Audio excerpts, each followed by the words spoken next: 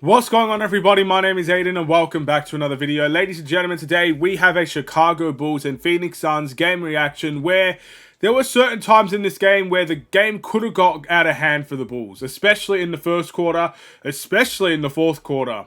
And even though the game could have got out of hand, even though in some moments it did get out of hand, 20 plus point deficits and all that stuff, we managed to find a way to scratch and claw and show the resiliency that many Bulls fans are looking for, desiring, asking for, everything in between. The fact that we only lost this game by 6 points goes to show that this Bulls team has a never say die attitude. And at the end of the day, that's one thing, the best thing, the key thing to be taking away from a game like this. But what went right? What went wrong? I'm sure there's a lot we can discuss in that regard. So without further ado, let's discuss it in this video. But before we get any further, if you liked the video and you want to see more from me, drop a like, drop a follow, and or subscribe if you are new. And let me know in the comments below your thoughts about these Chicago Bulls, your player of the game, and of course, just overall your thoughts on today's game as we lose this one 127 to 121. Now, as I mentioned, the fact that we even came close in a game like this, in my opinion, is pretty outstanding.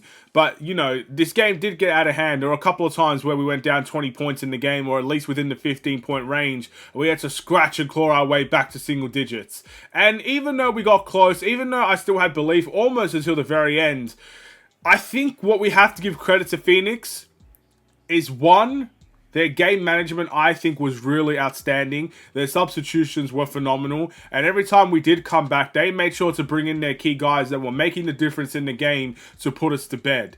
And two, for a team that plays so much isolation like Phoenix does, and to be fair, their isolation worked. Devin Booker went unbelievably crazy in the fourth quarter, and a lot of that has to do with isolation.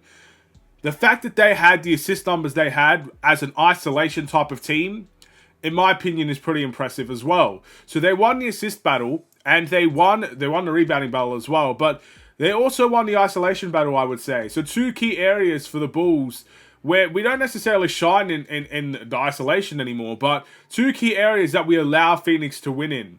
And that definitely hurt us as well. But yeah, Devin Booker was the standout today. He had 41 points in the game. Damn near most of them were in the fourth quarter. I give respect where it's due. Unbelievable player on an unbelievable hot streak. And, Phoenix are not necessarily the most amazing team, but when they've got guys like Kevin Durant and they've got guys like Devin Booker, and we don't have really massive one-on-one defenders on the team right now, they're going to cook. And they most definitely did cook. They cooked a heck of a meal for the Phoenix Suns. But again, this is not necessarily all about the Phoenix Suns. Let's talk about what the Bulls did right here. Well, efficiency-wise, we were better than the Phoenix Suns. We shot better from the field. We shot better from three, even if it was by a small margin. And we once again won the points in the paint battle, which is something we've been doing a lot more as of late than previously, especially at the beginning of the season, to say the least. We are definitely a team that's trying to compete more in the paint and battle in that area. And against a team like Phoenix, that is definitely a benefit to have when you are winning that point in the paint battle. I didn't necessarily like our free throw attempts. I think a big area in why we lost the game as well was the fact that Phoenix shot 20 free throws to the Bulls 12, if I'm not mistaken, or something along those lines. And yeah, it's a bit frustrating in that regard. I think the Bulls are literally last in the league for free throw attempts.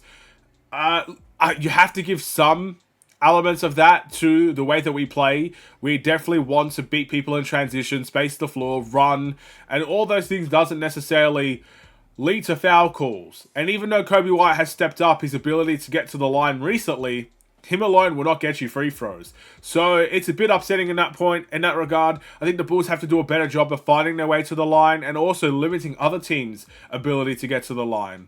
So those are two areas that we can improve in as well. But yeah, overall, a game that was frustrating in some moments.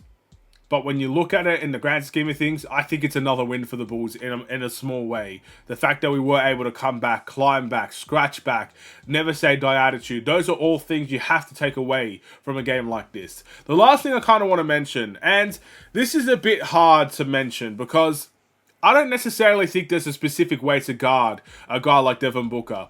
But I don't think the way that we did it was right. Firstly, we never sent double teams to Devin Booker. We usually sent double teams to Kevin Durant, and we sent them in the most awkward situations as well, trying to get the ball out of his hands, which is completely fine. It's Kevin Durant. You have no choice in that regard. You got to get the ball out of his hands.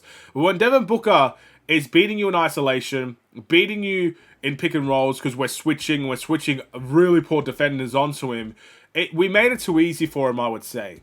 And the game looks easy for him in general, but to make it even easier, that's something I really don't appreciate when it comes to the Chicago Bulls defense today, and that's an area where I think we need to improve. Sure, we don't have Lonzo Ball, we don't have Io, we don't have the defenders you would normally put on a Devin Booker. I still think structurally you could do better than what we did. And I'll leave it at that for the defensive end. Again, I give credit to the Bulls on the offensive end. In terms of individual stats in my player of the game, well, let's quickly take a look for the Bulls. Just who had what. So, obviously Kevin Huerter, one of the defenders that really struggled against Devin Booker, put in a shift, 15 points and 4 assists on the offensive end. Vucevic with a very nice 24-point and 6 rebound night. Kobe White with 24 points, 5 assists and 6 rebounds in his own right. Josh Giddey came back off the bench, 22, 7, and 7. He played a relatively decent game. And yeah, overall, other guys like Pat had 5, Julian Phillips had 6. Trey Jones had 12 and 9, so he did pretty well as well. So yeah, a lot of guys contributed. Offensively, the stats look pretty good. Defensively, I think there needs to be improvements there for the next one. My player of the game is Kobe White, and just because this loss is a loss that could be quite frustrating, just remember, we're versing good teams here, teams that are better than the Bulls, record-wise, and probably by talent-wise as well. So being able to keep up with these teams is pretty good. We'll see what happens in the next game. I think our next game is against the Kings. I want to win that one badly. What do you guys think? Do you think we could beat the Kings? Maybe this could be that type of game that could get you G'd up, hyped up for the Kings. Thank you for watching. I'll see you in the next one. Stay safe, stay healthy, and stay tuned for more. Take care, and peace.